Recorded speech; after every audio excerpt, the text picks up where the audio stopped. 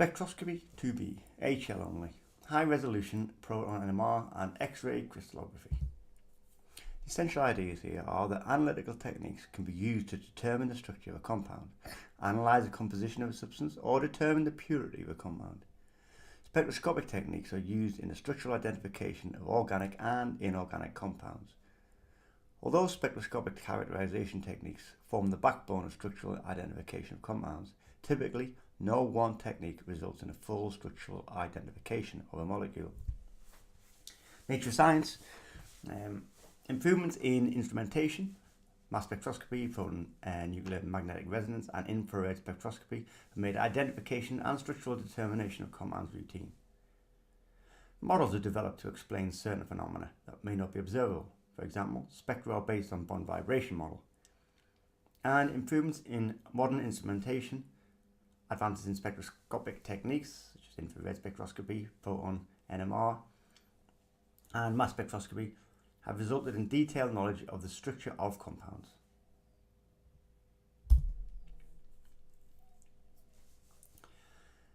High resolution proton NMR. You can see here the difference between low resolution, which we did in the last presentation, and high resolution. The difference is in resolution. Here we have small hills on the spectra, and here we have a series of little peaks. But this is of the same molecule. Okay?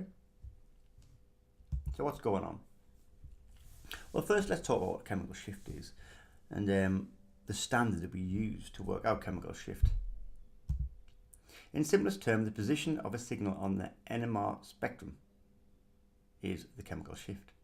Okay, so it's just where the signal is along this line.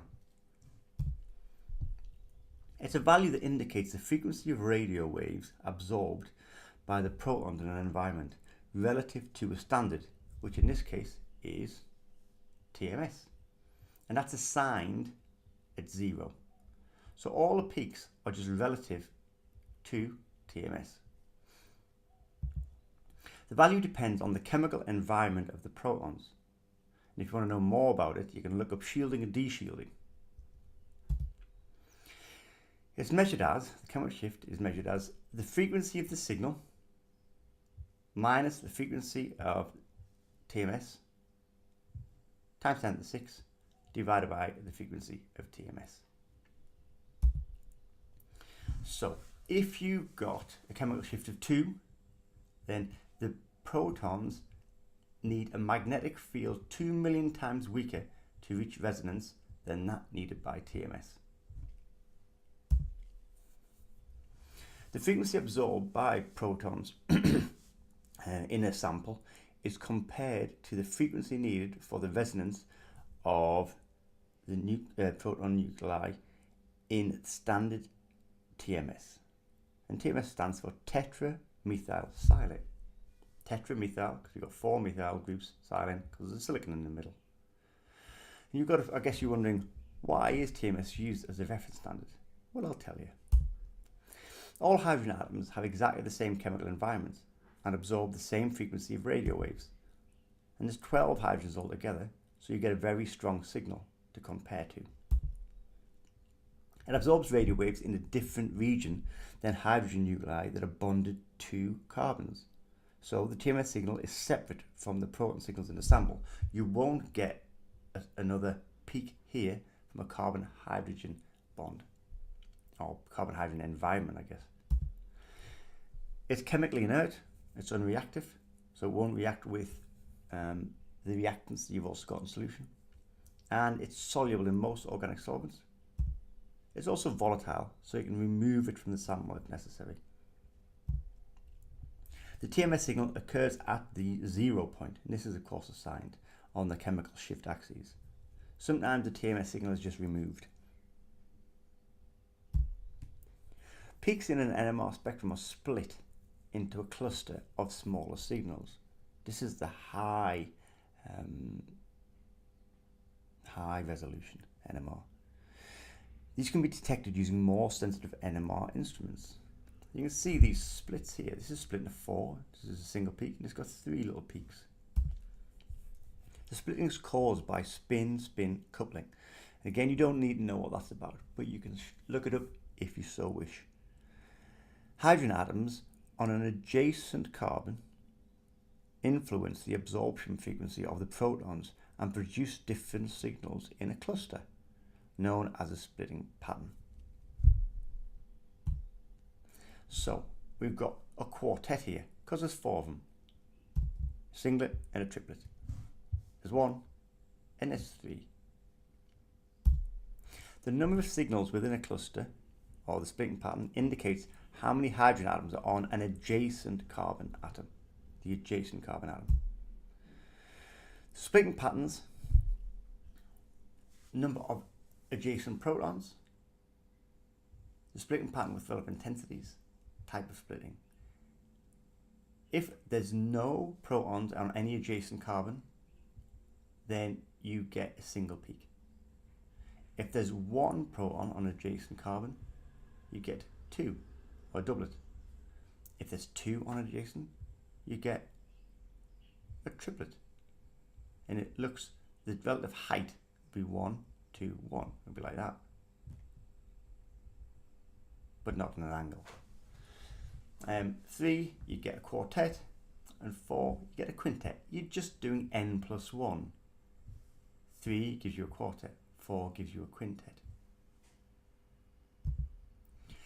The effective adjacent protons, which are shown in red, so adjacent ones are in red here, on the splitting pattern of blue protons. Let's have a look, using the n plus 1 rule. So how will this proton, which is adjacent to this one, split the pattern? So this single proton will split the signal for the methyl group into 2, because there's 1 of them. N plus 1 is 2, and so you'd get a doublet. These 3 protons will split the signal for the single proton in 4. So you see a carbon and a carbon. So this proton here, or hydrogen, sorry, is on an adjacent carbon to this one. Okay, so the signal for this is being split by these 3 hydrogens. And since it's 3, n plus 1, it will be split into 4. And so you'll get a quartet. Can you predict the number of protons on the adjacent carbon that would give this splitting for the single proton in blue? Well, it's a triplet. So we do our n plus 1 business. We know there must be 2. So it would have been a CH2 group over here. Let's look at some examples. Bromomethane. We've got a quartet, we've got a triplet. The environment next to carbon with 2 hydrogens here is going to be split into 3. Therefore the splitting pattern will be a triplet. So the peak here is this one, and it's split into 2. Sorry, it's split into 3 because there's 2 protons here. The split on this group, this is an environment next to carbon with 3 hydrogens, n plus 1. So you're going to get a split of 4. Therefore, the splitting pattern is a quartet. So you can see here, this group, CH2, is split by the CH3, by the 3 protons, so you get a quartet.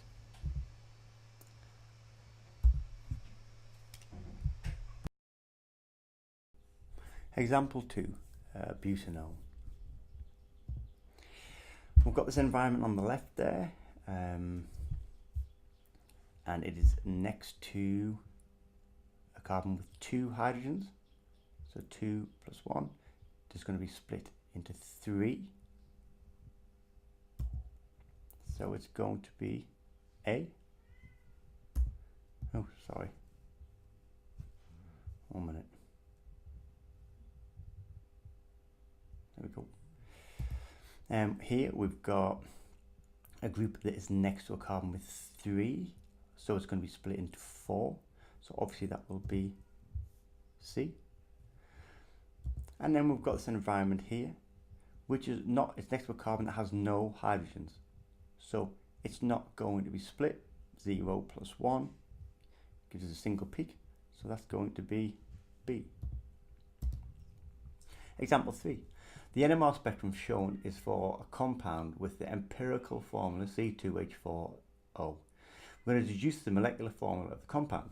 We can see, if we look at the numbers, you've got 2, 3, and 3. So we know that overall we have 8 hydrogen atoms. Now, we're going to identify a structure that's consistent with this spectrum, which accounts for a number of signals and the splitting patterns. So we can put down, we can draw the 4 possible isomers for C4H8O2. Well, we're going to have obviously the carboxylic acid, maybe one, possibly ester. It could be any of the 3 esters. Let's have a look if any of these match. This one here has got 1, 2, 3, 4 chemical environments. This has 1, 2, 3, so it's definitely not this one, is it? This one down here, 1, 2, 3, 4, so it's not this one either. This one has 1, 2, 3 chemical environments, so it could be that one. And this one here, 1, 2, 3, has 3 chemical environments, so it could be this one too. Let's go to the next slide and see if we can find out which it is. We've got them drawn down here. You can see this methyl group here, it's next to a CH2, so it's going to have a split, it's going to be a triplet, and it should be around about 0.9, 1.0 if you look at your data table. Data table. So let's have a look at this next one. This one should be split into a quartet because it's next to a carbon with 3. If you look at your date table, you know it should be around 2 to 2.5, and it doesn't match. There is no, there's no quartet there. Did I say doublet earlier? There's no quartet there. And here, this is next to nothing.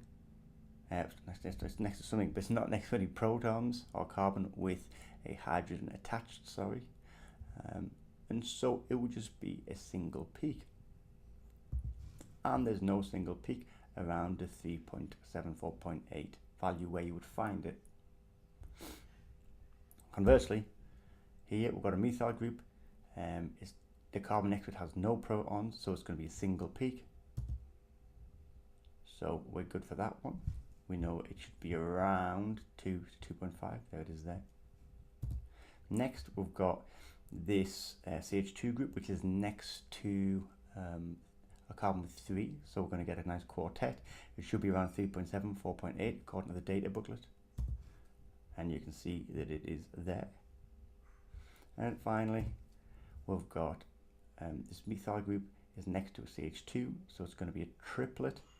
And according to the data booklet, it should be about 0.9, 1.0, and there it is there. So we know that it was this one. It's ethyl ethanoate.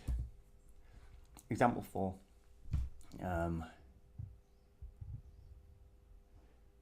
We're going to predict the proton NMR spectrum for ethanal, including splitting.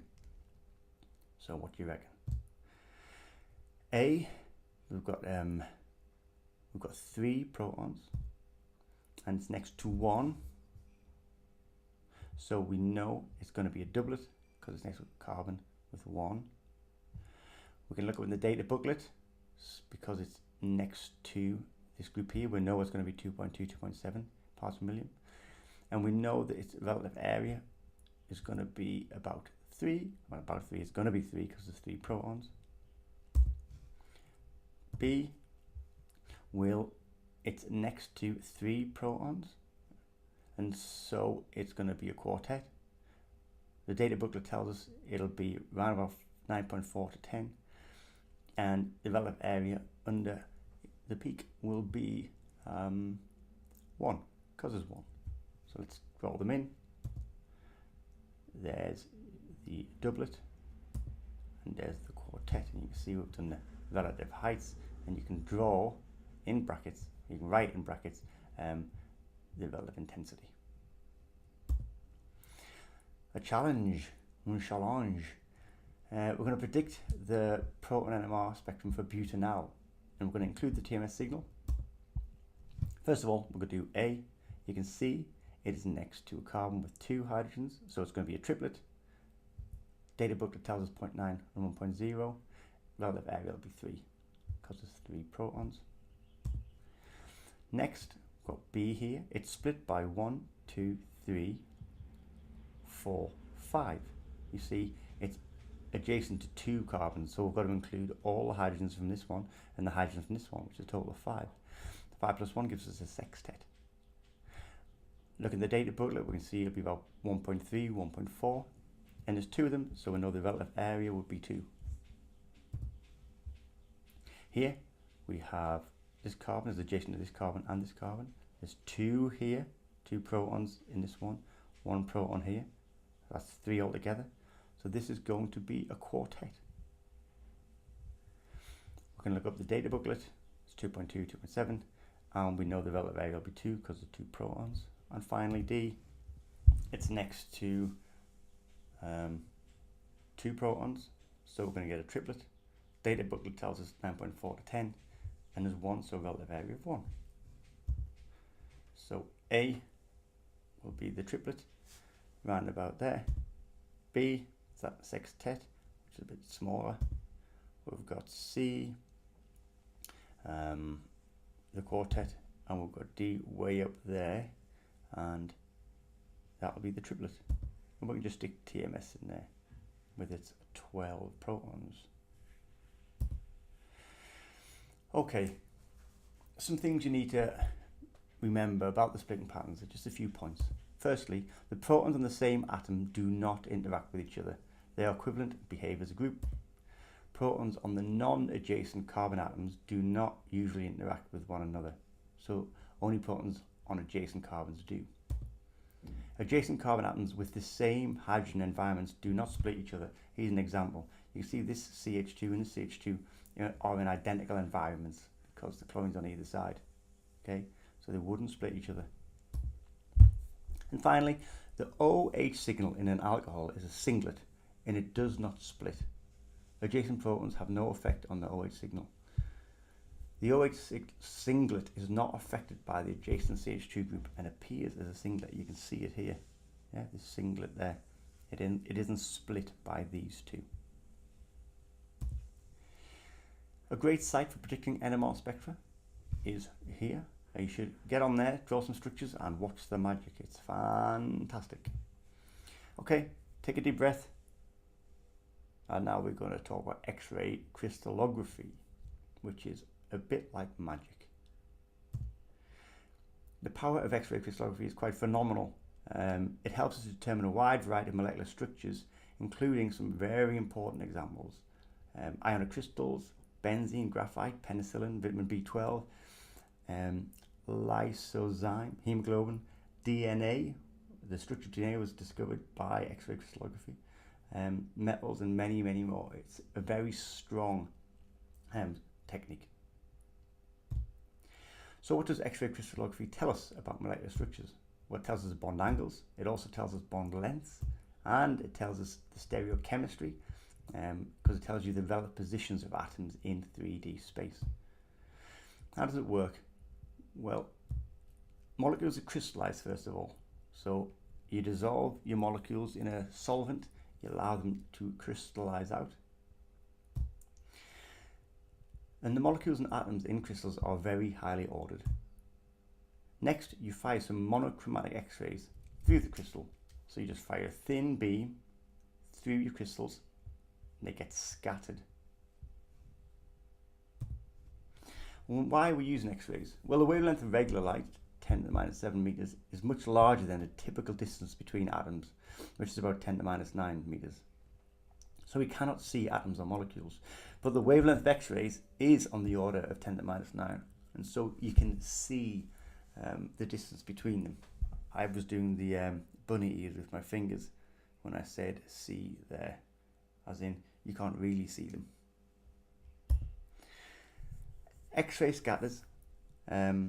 X-rays scatter as they pass through the crystal, producing a diffraction pattern, and so you get on a film a big pattern of dots of different intensities. The scattered X-ray waves interfere with each other, both constructively and destructively, and you can ask one of your physics friends about that. So the diffraction patterns are analysed and converted to electron density maps. It's done with their Fourier transform analysis. And then the molecular structure can be determined from the electron density maps. So the exact position of each atom in the three-dimensional space is then known. It really is quite fantastic. Okay, goodbye.